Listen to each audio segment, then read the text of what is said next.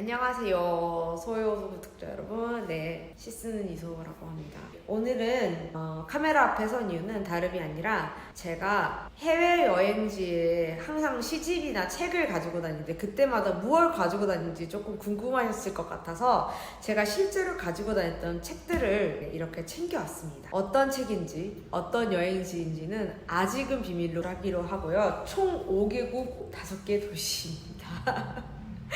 네, 제가 2번씩 가본 곳도 있고 한 번 가보고 다시는 돌아갈 수 있을까라고 생각하게 된 곳도 있는데 어쨌든 여행지의 추억과 그 다음에 시 이야기 같이 곱씹어보면서 재미있는 이야기 나누는 시간 한번 가져보면 참 좋을 것 같아서 이 자리 준비했습니다. 그러면 시작해보겠습니다. 첫 번째 여행지는 중국의 상하이입니다. 중국의 상하이는 제가 2개의 작품을 썼던 곳인데요. 바로 첫 번째 내가 살지 않는 상하이라는 시와 그 다음에 첫 번째 산문집에 있는 그 도시를 기억하는 법이라는 산문, 그 쌍으로 맞춘 그 산문을 썼었는데 그 산문을 쓰면서 되게 재미있었어요. 그 상하이라는 도시가 주는 그 굉장히 그러니까 이국적이라보다 이질적인 매력이 있었거든요. 인공적인 매력이 있었거든요. 저는 그 인공적인 매력이 굉장히 멋지게 다가왔었어요. 그래서 그 멋진 광경을 여러분과 함께 나누고자 했었고 그 여러분과 함께 나누고자 하는 날 이렇게 메모를 막 열심히 하고 있었는데 문득 호텔 안에서 이렇게 딱 밖을 보는데 비가 왔어요. 비가 와서 이제 책을 읽기 시작했어요. 책을 읽기 시작했는데 그때 제가 가져간 시집이 백은선 시인의 가능색이었습니다. 가능색이었는데 근데 시가 진짜 너무 좋은 거예요. 근데 제가 웬만하면은 시가 정말 아무리 좋아도 정말 제가 극 아이이기 때문에 너무 좋단 말 절대 하지 못하거든요. 막 인증샷도 제대로 못 찍는걸요. 그래가지고 가만히 있었는데 백은선 시인한테 연락을 했어요. 은선아, 시가 너무 좋아. 시가 너무 좋아. 네 시가 너무 좋아. 이런 식으로 보냈었어요. 그랬더니 은선이가 이렇게 난 지금 상하이야 이렇게 했더니 은선이가 이렇게 화답해 주었던 그런 기억이 남는 작품이에요. 그래도 저희 집이 지금 책 무덤 때문에 제 책도 못 찾는다고 했잖아요.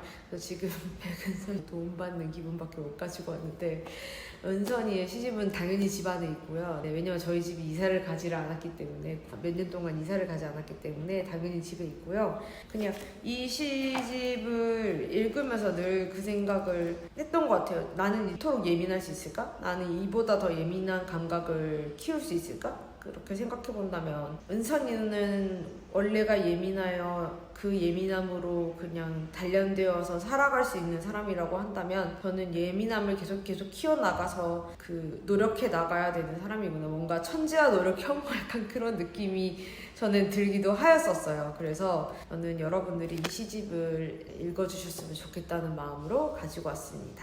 네, 2번째 여행지는 인도네시아 발리입니다. 발리는 제가 올해까지 해서 총 2번 갔다 왔죠. 그때 가져갔던 시집입니다. 세계가 나와서 가져간 거 맞고요. 해변 나와서 가져간 거 맞습니다.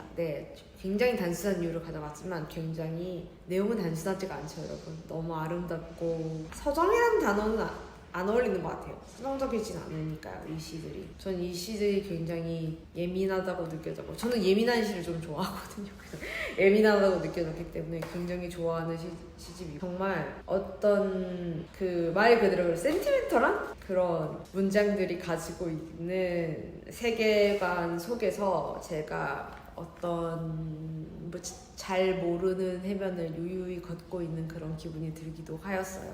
그러니까 이거를 읽는 제 자신도 좋았어요. 되게 웃긴 건데요. 가끔 그런 거 있잖아요. 이 풍경 안에 있는 내 모습 꽤 멋져. 이런 식으로 사실 지적 허용으로 읽는 문학도 있는 거잖아요. 저는 사실 그거 되게 나쁘지 않다고 생각하거든요. 지적 허용으로 읽으면 어때요? 문학을 읽는다는 게 중요한 건데 저는 이 시집을 가져갈 적은 사실 그 마음으로 가져갔어요. 내가 발리 해변에서 세계의 모든 해변처럼 있고 내 동생이 사진을 찍어주면 정말 멋있을 것 같아.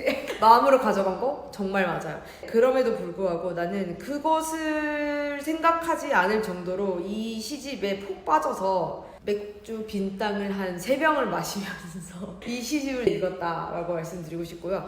하재현 시인의 시를 좋아하는 사람들은 과연 어떤 사람들일까라는 생각을 해봤어요. 사실 독자분들도 결이 비슷한 경우가 많은데 어떤 사람들일까? 그런데 저도 하재현 시인을 좋아하잖아요. 그럼 나는 어떤 사람일까를 또 생각해봤을 적에 잘 그려지지는 않는 것 같아요. 그렇지만 잘 그려지지는 않지만 그들은 분명히 하나예요.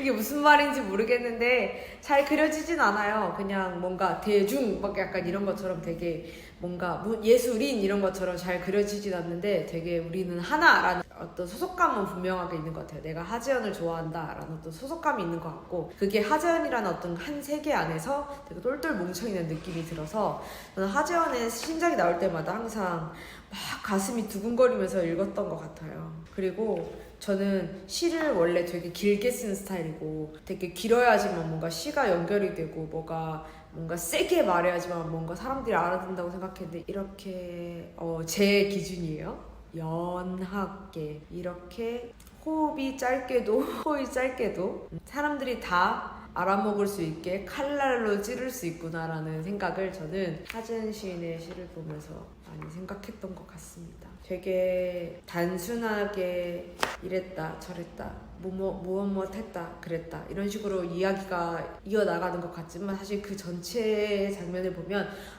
지금 내가 무엇을 보고 나온 거지? 그런 느낌이 드는 그런 시집이었습니다. 저한테는. 다음 3번째 시집. 3번째는 저의 마음의 고향 뉴욕으로 가겠습니다. 뉴욕 맨하탄이라고 하면 촌스러운 거예요. 맨해튼 그렇게 말해야 된대요. 하여튼 맨하튼에 있는 사람들 맨날 이렇게 너는 어디야? 맨해튼이라고 해야지 맨날 이렇게 막 해가지고 너무 짜증났었는데 아무튼 제가 2014년에 제 인생을 바꾼 시집이기도 한 박지혜 시인의 시집 빛이에요. 왜냐면 저는 이유가 있어요. 저는 박지혜인 전후로는 박지혜를 몰랐어요. 이 햇빛이라는 시집을 몰랐을 뿐더러 박지혜를 몰랐고 그냥 박지혜이라는 사람이 있다는 것도 몰랐고 당연히 그래서 시도 몰랐어요. 그런데 시집이 딱 나오자마자 와, 이 한 권의 울림은 뭘까라는 생각을 굉장히 많이 했어요. 그리고 너무나도 감사하게도 제가 등단하고 일이 없었을 적에 이걸 들고 모국어가 없는 곳에 가서 침착하고 가장 조용한 상태에서 이 시집을 읽을 수 있었다는 게 제 인생의 가장 큰 행운이었다고 생각해요. 저는 이 시집을 읽으면서 이 시는 어떻게 읽는 거더라? 이 시는 어떻게 읽어서 어떤 식으로 누군가의 마음을 울리는 거더라? 시는 어떻게 쓴 거더라? 거기서부터 다시 시작하게 해주었던 시집이라고 생각합니다. 특히 리드미컬에 대해서 굉장히 많이 배웠는데 저는 사실 리듬을 별로 신경 쓰지 않는 시인이기도 했어요. 리듬을 신경 쓰지 않는다는 것은 이미지에 나열을 하면 그게 리듬이 된다고 믿었던 사람이에요. 근데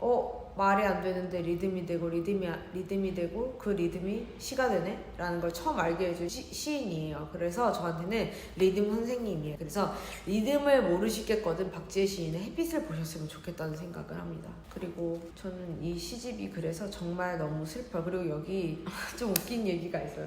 김승일 시인 시집도 그렇고 박지혜 시인 시집에도 보면 이랑이라는 사람이 나오는 거예요. 그래서 난 처음에 이랑이 누군지 몰랐어요. 그래서 나는 이랑이 실존하는 인물인지 몰라서 문학적으로 쓰는 뭔가 어떤 되게 너는 미친가 보다 약간 이렇게 생각하고 아예 모르고 이렇게 있다가 뉴욕에서 때마침 이때 또 때마침 이때 뉴욕에서 그때 같이 알던 오빠가 내 이름은 윤윤슨이라는 노래를 들려준 거예요. 그래서 내 이름은 윤윤슨을 듣는데 이 사람이 이랑이야 이러는데 그때까지만 해도 되게 웃겼던 건 뭔지 아세요? 그 3명이 같은 이랑일 거라고 생각을 못했어요. 그래서 이랑 이런 멋진 아티스트가 있군 이러면서 이렇게 집에 털레 왔어요. 근데 알고 보니까 다 같은 이랑이라는 거예요. 그리고 제가 이랑님을 실제로 만나서 제가 그 얘기를 했어요. 이랑님한테 막 가가지고 제가 완전 팬이니까 이랑님 제가 사실 이런 일이 있었고 제가 그래서 이랑님이 실존 인물인지 몰랐어요. 전 실존 인물인지 몰라서 너무 신기해요. 막 이래서 막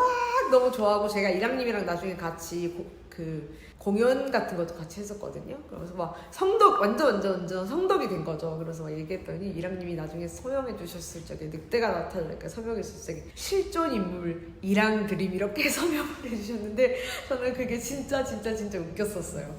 그래서 어쨌든 여기에서 그 얘기 왜 하냐? 여기 이랑의 알래스카라는 시가 정말 좋거든요. 또 제가 또 이 시가 좋을 수밖에 없었던 이유가 저희 할아버지가 알래스카 출신이시잖아요. 그래가지고 저희 할아버지 저도 그래서 알래스카라는 시를 좀 썼는데 좀 공부를 좀 하지 않더라도 알래스카라는 어떤 우리가 그런 감각만 있더라도 충분히 읽을 수 있는 그 감각으로 쓰여지는 시가 무엇인가에 대해서 한번 느끼고 싶으시다면 네, 이 시집을 추천합니다. 네, 다음 시집으로 넘어갈게요. 다음 네 번째 나라는 그리스 아테네입니다. 네. 그리스 아테네 와 멀죠? 지금도 직항이 아마 없을 거예요. 그때만 해도 저도 두바이를 통해서 갔던 걸 기억이 나는데 그때 어떻게 가더라? 네 그때 진짜 고생 그런 생고생이 없었어요 진짜. 근데 저는 이 시집을 워낙에도 너무너무나 좋아해가지고 이 시집을 좋아했기 때문에 이 시집이 나온 날 교보문고로 뛰어가서 사러 갔더니 다 팔려서 품절이다 다시 와라 라는 얘기를 듣고 어머나 세상에 어떻게 시집이 품절일 수가 있지 이러면서 다시 와서 그때 다시 샀던 기억이 있는 저한테는 되게 센세이셔널한 어떤 그런 시집이었거든요. 제가 예전에 박연준 시인 소개하면서 얘기했었잖아요. 저는 이 사람의 시집을 기다렸어. 그러다 이제 시집이 딱 나온 거야. 그래서 어떻게? 당연하지. 이 시집 들고 당연히 외국 가야지. 그래서 막 이 시집부터 이렇게 꼼꼼하게 챙겼어요. 좀 꼼꼼하게 딱 챙겨가지고 외국을 딱 떠난 거예요. 떠나서 이렇게 딱 있는데 어떤 느낌이 들었냐면 포세이돈 신전이 있어요. 여러분들이 많이 가는 신전 말고 버스를 타고 가야지 바다와 신전만 있는 굉장히 아름다운 에게해가 보이는 포세이돈 신전이 있거든요. 진짜 미치도록 아름답고 정말 선택받은 자만 갈 수 있다는 그 포세이돈 신전을 갔었는데 거기서 제가 햇볕이 따사로운데 이제 선글라스를 끼고 할 일이 별로 없으니까 다음 버스가 올 때까지 할 일이 없으니까 그때까지만 해도 이제 스마트폰 세대가 아니잖아요 우리는. 그러니까 이 시집을 읽고 있었어요. 그랬더니 외국인들이 다 와가지고 물어보는데 뭐 읽냐고 뭐 읽냐고 물어보는 거예요. 그래서 제가 저 지금 시집을 읽고 있어요 막 이렇게 얘기했더니 막 너는 아트를 하는 아이니 뭐 이러면서 막 그때 막 그래볼 일이 다 있었답니다. 근데 저는 뭐 저를 막 그렇게 막 아트를 하는 사람이다 뭐 나의 메이저가 뭐 크리에이티브 라이팅이나 뭐 이런 걸 얘기하려고 막 이걸 가져간 건 절대 아니었고요. 그때 그 바닷가에서 그 시집을 읽었던 그 순간을 영원히 못 잊을 것 같아요. 저는 역으로 박연준 시인께서 포세이돈 신전에서 이걸 한번 읽어보셨어요. 진짜 좋아요. 너무너무 좋아요. 이 날카로운 말들이 하나도 날카롭지가 않고 뭔가 요즘 박연준 시인께서 약간 날카로웠지만 요즘엔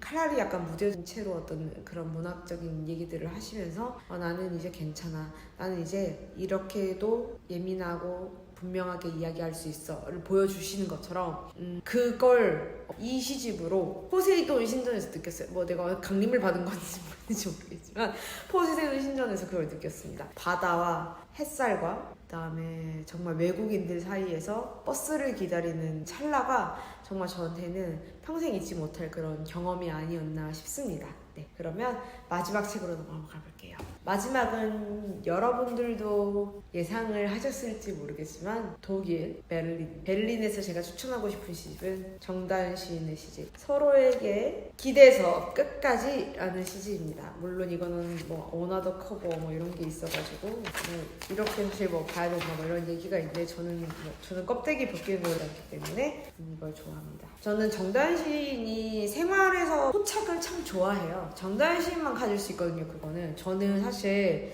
되게 거대한 사건에서 어떻게 하면 저런 일이 어떻게 나에게 이렇게 충격적인 일이 저는 약간 이런 데서 포착하기 때문에 시가 뭐 이렇게 섬세하고 매일매일 이렇게 나오지 않거든요. 그래서 뭔가 전 세계의 뉴스나 전 세계의 일상 어떤 것들을 봐야 한다 친다면 다현이 같은 경우는 개인이 겪는 어떤 소소한 어떤 일상과 삶과 어떤 걸음과 그 걸음 그 사이에서 느껴지는 어떤 그런 걸 쓰고 있다고 생각해요. 그러니까 걸음과 걸음 사이에서 느껴지는 것들을 포착하는 것 같아요. 저는 못할 일이죠. 영원히 못할 일이죠. 그래서 에코백이라는 시라던가 그런 것들을 보면은 되게 뭐랄까요? 화려하지 않고 수수해서 아름답다고 할까요? 그러니까 제가 베를린에 이 시집을 가져가길 참 잘했다라고 느꼈던 점이 베를린이 진짜 수수해요. 사람들이 정말 맛있는 거 먹는 걸로 거짓말 안 하고 왜 이렇게 중요한지 모르겠어. 먹는 것들이 되게 알차고 토실토실하고 되게 맛있어요. 먹는 것들이 되게 양파나 과리나 뭐 이런 것들이 되게 알차고, 그다음에 저는 그걸 먹으면서 항상 이런 음식들이 다 사라지면 어떡하지 하면서 소설 생각을 하면서 시집을 가끔 읽었단 말이에요. 저 사람들은 홀로코스트를 겪었다고 하면서도 한국인인 우리를 멸시하는구나 라는 생각을 할 때도 있었어요. 아직 반성은 누구의 몫인가, 그 생각도 많이 했었고. 근데 저는 그런 데 가야지만 느낄 수 있는 것들을 다현이는 이미 한국에서도 잘 느끼고 있더라고요. 그래서 저 같은 사람이 그래서 하는 수 없이 여행을 가나 봐요. 여행을 가지 않고도 그런 걸 잘 쓸 수 있어야 되게 멋진 사람인 건데, 저는 여행을 가야지만 그런 걸 느낄 수 있는 걸로 봐서 저는 이제 1년에 한 번씩은 꼭 여행 가는 걸로 뭐 그렇게 생각을 해야 될 것 같고요. 또 되게 유기농 빵집이 있었거든요. 그 베를린에 가면 그 유기농 빵집을 제가 정말 좋아해서 마지막에 엄마가 소아야 너 베를린에서 가장 마지막에 하고 싶은 게 뭐야 했을 때 엄마 난 그 유기농 빵집에서 그 크랜베리 빵을 먹고 싶어 라고 했었거든요. 저한테 정단신의 이 시집이 딱 그 느낌이었어요. 나 마지막으로 그 유기농 크랜베리 빵 하나 먹고 싶어. 베를린에 살 수 있는 마지막이야 그게. 그 수수하고 소소하고 그 가운데서 정갈하게 자신의 신념과 맛을 잃지 않고 올곧고, 그런 게 저는 다현이 시 같았어요. 다현이가 이걸 본다면 어떻게 생각할지 잘 모르겠어요. 저는 되게 좋은 얘기인데 내 글이 유기농 빵 같다고 이렇게 생각하면 어떨까 좀 걱정이 되긴 하는데, 전 진짜 좋았거든요. 그만큼 여행지에서 가장 마지막으로 할 수 있는 일이 될 수 있다는 거였으니까 저한테는. 네, 어쨌든 되게 다양한 일상의 어떤 폭력들이 많이 도사리고 있으니 하시고 읽기를 추천드립니다. 네, 그렇다면 자 여러분, 오늘 제가 5개국에 5개 도시에 5개의 시집을 추천했는데 어떠셨나요? 한번 재밌게 읽어보셨으면 좋겠고요. 앞으로도 좀 더 다양한 공간에서 조금 더 다양하게 많은 책들도, 원래 제 본분이잖아요 그것은.